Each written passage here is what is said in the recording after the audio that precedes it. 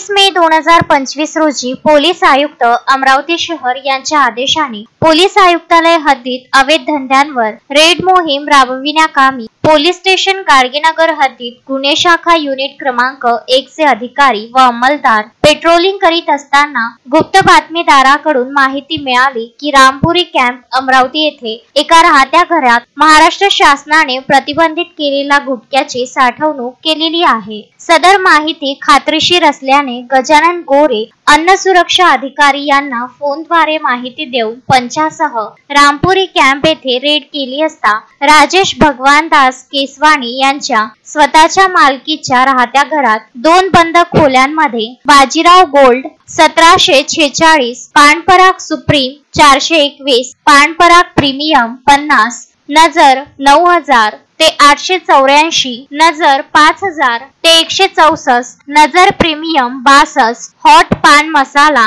80, Nagpuri premium 330, Vimal 434, Bajirao निळे रंगाची 105, पान बहार 175, 777 पान मसाला 55, विमल मोठी 29, पान रसिया 115, राजश्री 75, अनी गोल्ड 935, V1 तंबाखू 434, मस्तानी तंबाखू 1746, H5 तंबाखू, जोल्ट तंबाखू 120 असा विविध प्रकारचा गुटखा एकूण किंमत 10,43,860 रुपयाचा शासनाने प्रतिबंधित केलेला मुद्देमाल आरोपी नामे राजेश केसवानी वय 50 वर्ष राहणार रामपुरी कॅम्प अमरावती याच्याकडे मिळून आल्याने सदर मालाबाबत त्याच्याकडे विचारणा केली असता सदरचा माल विक्रीकरिता आणल्याचे सांगितल्याने फिर्यादी नामे गजानन गोरे अन्न सुरक्षा अधिकारी यांच्या फिर्यादीवरून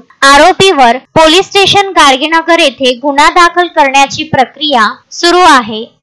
अन्न आणि औषध प्रशासनाचे जे अधिकारी आहेत त्यांना इथे बोलवलेलं आहे आणि योग्य ती कारवाई आपण करून घेतो। अमरावती शहरात अशाच अवैध धंद्यावर आता छापा टाकणार का कारवाई सुरुवात होणार का? आपल्याकडे सुरू आहे, प्रोसिजर सुरू आहे। या महिन्यामध्ये आपण जवळजवळ 40च्या वरती केसेस नार्कोटिक्सच्या केलेल्या आहेत आणि ही कारवाई सतत चालू राहणार आहे। शोएब खान, विदर्भ न्यूज, अमरावती।